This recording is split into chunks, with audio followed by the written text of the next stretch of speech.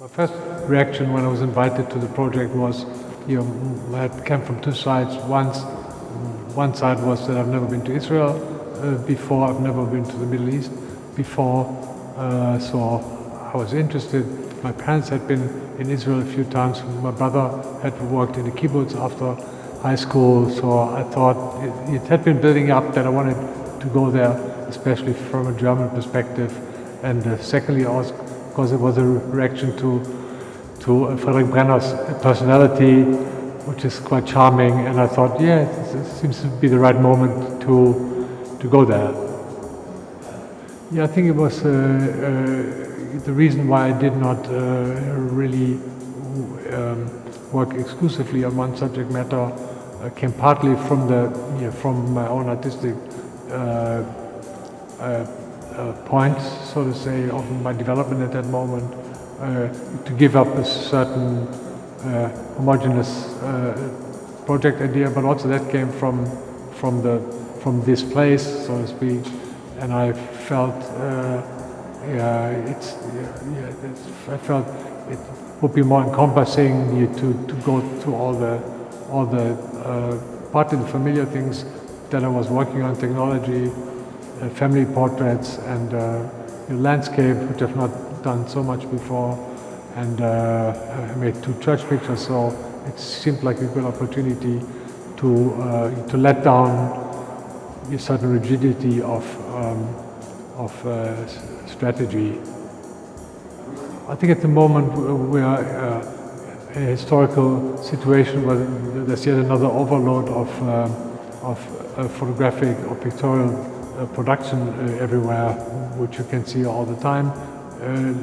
Nowadays, when you go to the Louvre, for example, the museum, or the Prado in Madrid, you see people, before they look at any painting, they raise their phone and make a photograph, and then many of those people that turn around and walk away without even looking at what they were photographing.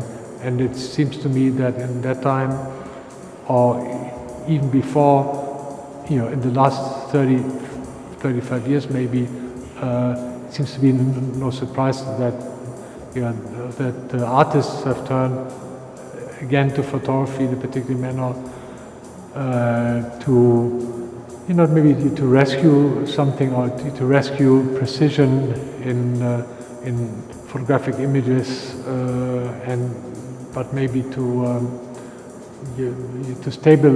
stabilize a certain vocabulary capacity in photographic production. But the selection of the pictures was made in a very long process at the studio, because I spent maybe in total 3 or 4 months in Israel, and I made maybe 50 pictures, I would say. So I tested a lot of stuff that I thought could be important to include, like the other more principal landscapes and so forth. And then I had there was a lot of time also, because the exhibition, the first venue now that opens now, was still like invisible in the future. So there was a lot of time that I spent with these pictures, and they were just shuffled around a lot, and we tested against each other. And what I really wanted was that every combination of a pair or a triptych or 4 pictures would work great. But to work in Israel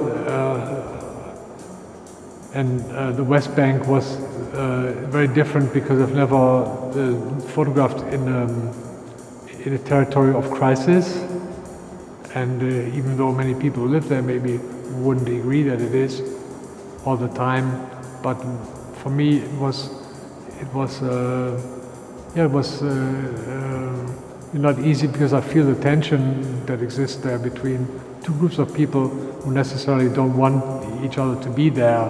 Or there's a few people, I would say, who embrace the idea that the others are there, and that it's a fruitful combination that is good, that's good for everyone. And that's just a general tension that's maybe not physically, it doesn't approach me in any way, but it's in the air.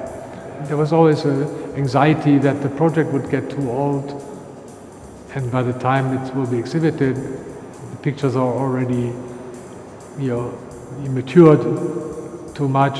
But as I come here, I'm very happy that I think that's not the case. It looks very fresh to me.